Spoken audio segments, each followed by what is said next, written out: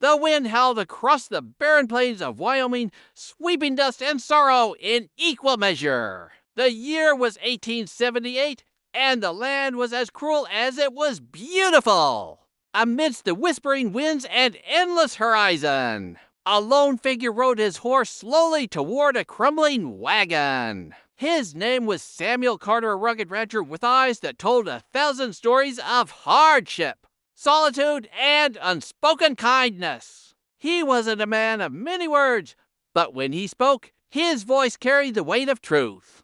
As the clouds rolled heavy and the sky threatened rain, he spotted smoke thin and fading from what looked like a dying campfire. He dismounted his horse and approached cautiously, hand resting on the handle of his revolver. What he found, however, wasn't danger, it was desperation. A young woman, barely in her 20s, sat by the fire, clutching a small girl to her chest. Their clothes were torn, their faces pale with hunger, and their eyes, God! Those eyes held the emptiness that only starvation could carve into a soul. "Ma'am," Samuel said gently, tipping his hat, "you all right?" The woman looked up, startled at first, then her lips trembled. "We haven't eaten in 5 days," she whispered, voice barely audible through the wind. "My husband!" He didn't make it through the storm. Samuel's heart clenched. He'd seen loss before. But something about this woman, the fragile determination in her gaze, pierced through his armor. Without a word, he reached into his saddlebag and pulled out a loaf of bread, wrapped carefully in cloth. It was all he had left for himself on the trail. He handed it to her, his hand steady but his heart shaking. "Take it," he said. The woman hesitated, tears filling her eyes as she took the bread and broke it gently in half, giving the larger piece to her little girl. The child devoured it quickly, crumbs sticking to her face as she whispered, "Thank you, mister." Samuel smiled faintly. "You're mighty welcome, little one." The woman introduced herself as Mary Turner, and her daughter as Anna. They had been heading west after her husband's death, hoping to find work and safety, but fate had left them stranded and starving. Samuel listened quietly, nodding. He knew what loneliness and hunger could do to a person. "You can come with me," he finally said. "My ranch ain't much, but it's warm and I could use the company." Mary looked at him, unsure whether to trust this stranger. The world hadn't been kind to her, men even less so. But something in his eyes spoke of decency, a rare light she hadn't seen in years. "Why would you help us?" she asked softly. Samuel took a deep breath, glancing toward the horizon. "Because I know what it's like to have nobody left," he said. "And because no woman and child should go hungry on my land." The rain began to fall then, steady and cleansing, soaking their clothes and washing away the dust. Mary gathered Anna, and together they climbed onto Samuel's horse. As he rode them back to his ranch, the silence between them wasn't awkward, it was comforting. The silence of two souls slowly finding peace again. The days turned to weeks, and life at the Carter Ranch found rhythm again.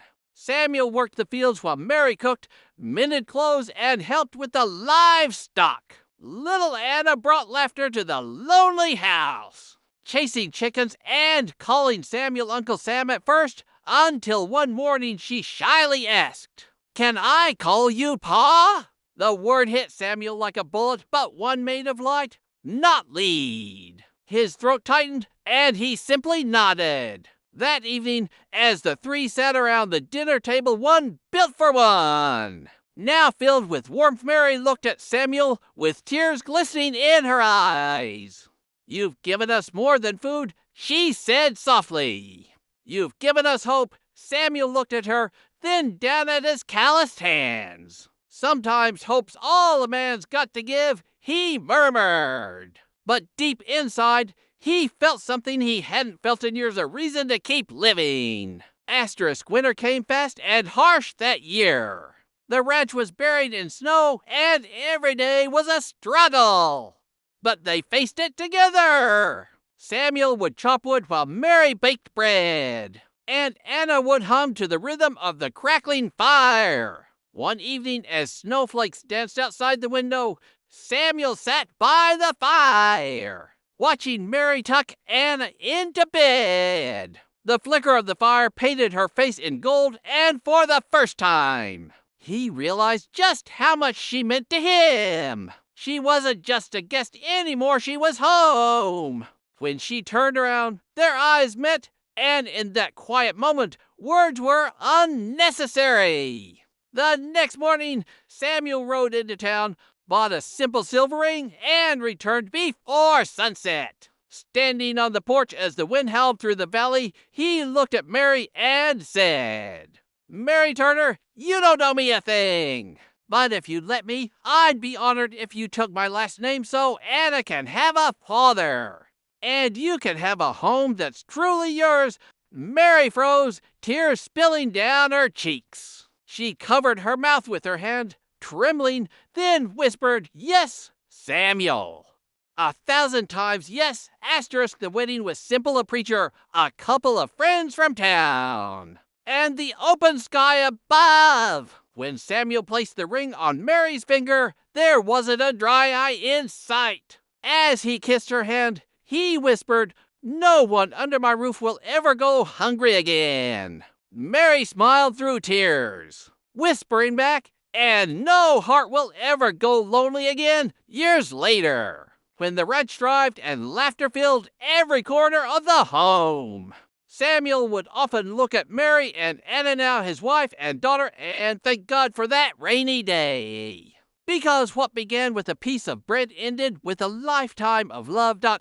So, dear viewers, this story isn't just about hunger or survival. It's about kindness. It's about giving, even when you have little to give. It's about how a single act of compassion can change not just one life, but generations after it. If this story touched your heart, don't forget to subscribe to our channel. Every story we tell reminds us that in a world full of storms, kindness is the light that leads us home.